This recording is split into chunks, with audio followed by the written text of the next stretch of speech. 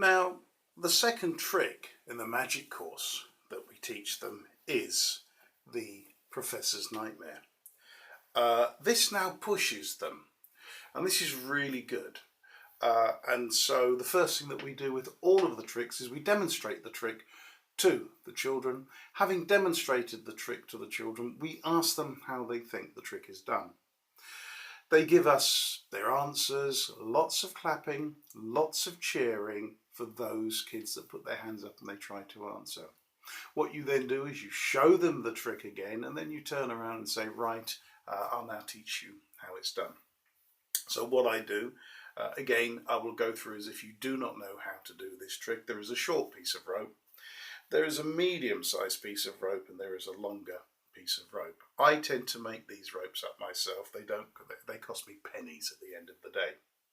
3 pieces of rope, a short piece of rope, a medium-sized piece of rope, and a long piece of rope. The patter that we teach them is the worm family. Actually, I'll start from the very beginning and go through it with the worm family patter and tell you the nice bits that they like. So ladies and gentlemen, I'd like to introduce you to the worm family. Here we've got baby worm. We then have mummy worm, and then we have daddy worm. And daddy worm's the biggest and the longest and the highest one that there is there. Now, one day after they'd had dinner, the wind was blowing, the snow was snowing, and the rain was raining, and it was very, very cold. So they decided to go to bed. First one to go to bed was baby worm, and he said, I'm tired and I'm going to go to bed. And then the second one was mummy worm, and she said, well, I'm actually quite tired and I think I would like to go to bed. And then daddy worm said, do you know what, I'm tired, I will go to bed. In the middle of the night it got very cold. So baby worm decided to bring his toe, because he's only got one toe, up and put it by mummy. And then mummy, well, she got cold. So she then decided to bring her toe up beside daddy. And then daddy got cold, so he decided to bring his toe up.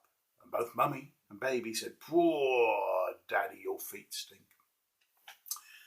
What happened was baby worm had a dream, and in this dream he dreamt that he was getting longer and longer and longer, till in the end baby worm was the same size as mummy and daddy worm, snuggled up all together. And in the morning when he woke up, do you know what? It really was a dream, because there was mummy worm, there was baby worm, still small, and there was daddy worm, still big. Now the kids love this. They actually love it. The patter, the squeaky voice of baby worm, the nice voice of mummy worm, the daddy's voice, and they love it when they go, poor daddy, your feet stink. And they really get involved with it. And it's nice because they're standing up, you've got the patter. How we tend to teach them to start with is that we explain that you have got baby worm, mummy worm, daddy worm.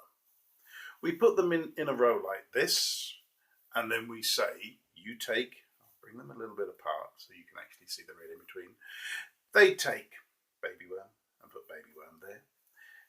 Mummy worm, put mummy worm there, and daddy worm, and put daddy worm there. And what they do is they take 1, 2, 4, and pull. And this is how we get them learning it. So you've got baby worm, mummy worm, daddy worm. This way they get to understand the principle of it. Up comes baby worms, up comes mummy worm's foot, and up comes daddy worm. And so they grab 1, 2, miss 3, grab rope number 4, split them up into both hands, and then pull. Now to start with, you're going to see the middle bit. It really doesn't matter. The whole essence is that the kids are doing the trick. They're standing up, they're performing, they're getting self-confidence, they're building their self-esteem, they're developing presentational skills. We also teach them that, working together as a team, they become successful. So that is important as well. So then we move it from there to the hands. And of course, every stage that you go through, you do the patter, they follow you parrot fashion. So what happens is I start off by saying, I hold my hand like this. Get them all to hold their hand. I then explain, I drape baby worm over and I clip it with my left hand. I then pick up mummy worm. I put mummy worm over like this, making sure that she's roughly level with baby worm. I clip it again between my hand and thumb. I bring baby worm over, I bring daddy worm over, I do apologise, and I clip it between my hand and my thumb.